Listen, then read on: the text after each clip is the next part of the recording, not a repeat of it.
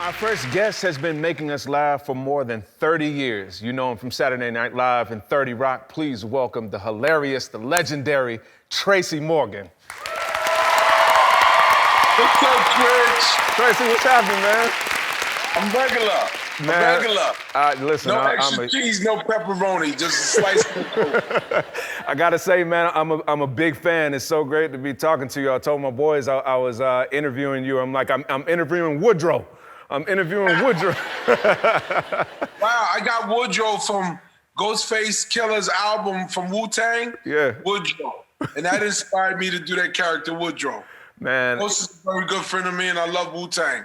I'm Wu for life. Hey, Wu's for the children. Absolutely. You better know that. Hey, now listen, with everything going on, I hear that your house is the place to be when you're stuck at home. What you got going on over there?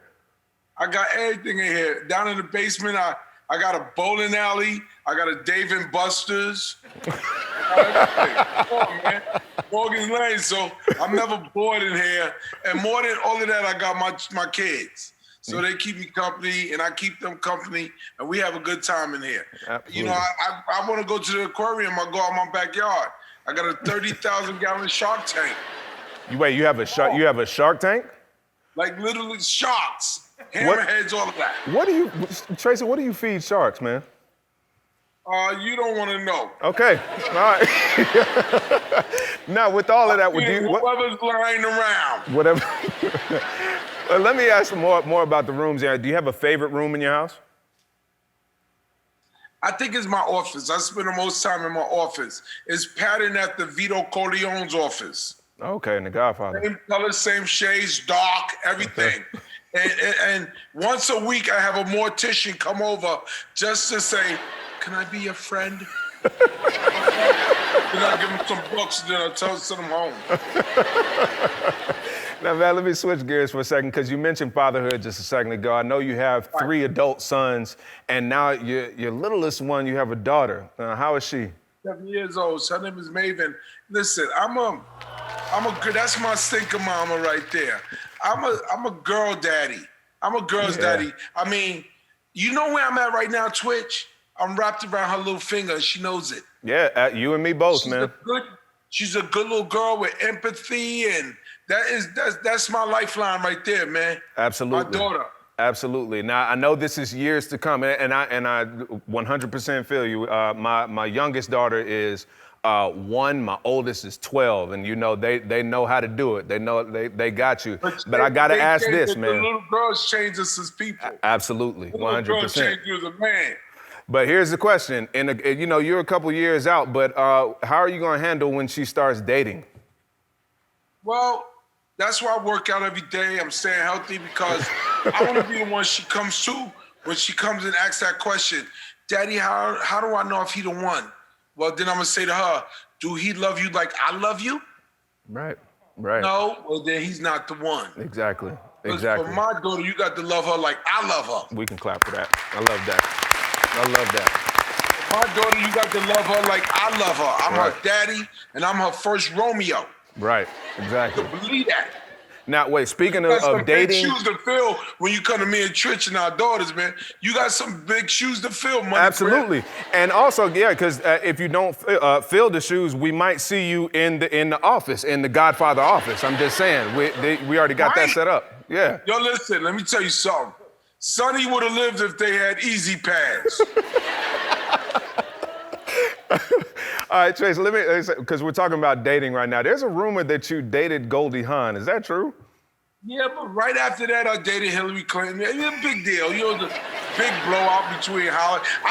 Me and my luck with women is too much because it was a big blowout over here on, what was that on? Sunset Boulevard between Oprah Winfrey and Halle Berry. They got into it over me. And before that, I used to date Lena Horne.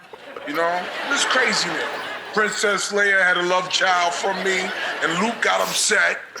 Right. It's crazy. Yoda coming at me. Here he come from the Dagobah system, coming at me. And then on top of all of that, there's Darth Vader's wife. Oh my God.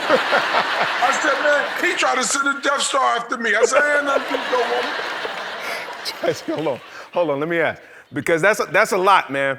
Give us some dating advice for people out here. Because people struggling out here, man. Give us some dating advice. Listen, to the ladies, you want to keep your man, you got to know how to cook. Because if you could make lasagna with 6 different cheeses, he coming home. He might be at the strip club till 4 in the morning, but it's Meatloaf Wednesdays, he coming home. And fellas, if you want to keep your woman, you got to be funny. If you need a personality transplant, get one, because you got to have a sense of humor. Man, Women love a man that can make them laugh. You might not get the first base, but she will be like looking for you.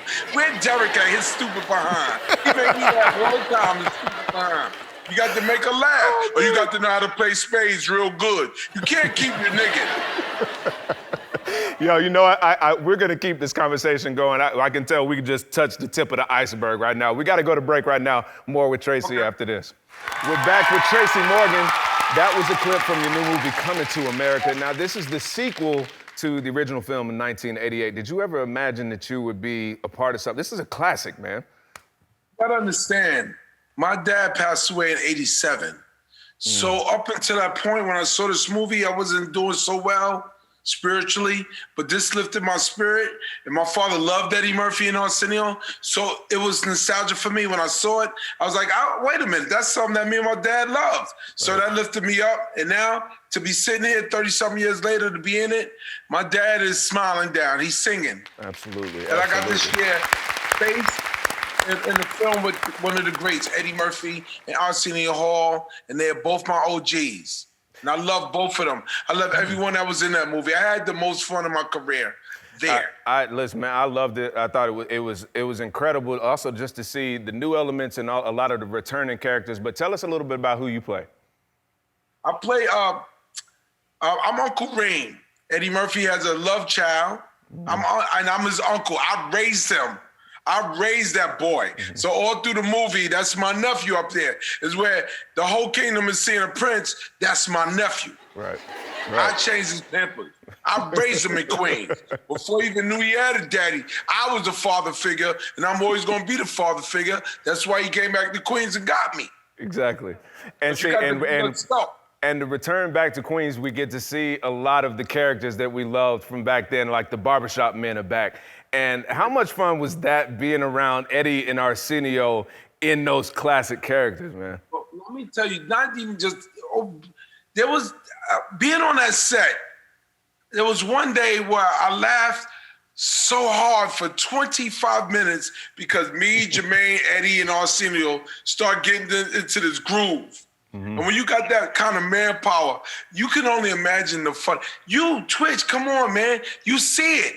Could you imagine being there? Exactly. And that's what I'm saying is just like, you and only also imagine. Yeah, and also all of that material that y'all have to work on and all y'all together at the same spot, man. It's just, I can only imagine. Leslie was great, Lunell was great, my man Rodney was great. Everyone, like when Lunell and Leslie and me and Jermaine and Rodney, I love you, Rodney. When we were all as a family, we were a family. Right. And we were a dysfunctional family from Queens. If you look closer, you'll see a block of government cheese. We survived for weeks off of Sloppy Joe. You know, I didn't know I was allergic to a hamburger helper. I didn't know that. Hold on, let me bring it back to the barbershop real quick. So I just heard that that you used to be a hair model back in the day. Oh, you seen that poster? Yeah, that poster's global. They got that poster in Kenya. Oh, sweetness. Oh, I was so pretty. Look at my line. Yo, Twitch, that's the power of a new line. That's the power of a new line. Because women love a man with a new line. They'll give you something if you got a new line, and that brings forth life. Oh, man. That's how powerful a new line is. It brings forth life. And see, fresh line and new line, and see, you got the fresh part going on. You classic with it, man. I got waves to the side. I got waves to the side. I got 720s. See, I'm jealous, man. You got to do 50 years in the penitentiary to get these. Yeah. And I got Walmart money, so I didn't need to do that. Dude, let me ask you. When you were with Eddie, when he hosted SNL last year, what was that reunion like? It was for me, it was an honor to share the stage with those three gentlemen, those three men. And it was incredible. And to have, since I started doing stand-up, I've always wanted my name to be mentioned in the same lane as those guys. And when I was up on that stage with them, I would look across and see who's there. Dave Chappelle, Eddie, Chris, Keenan. And it's an honor for me to be there. That's the only word I can use. It was an honor. Absolutely. It was an honor to see you there, man.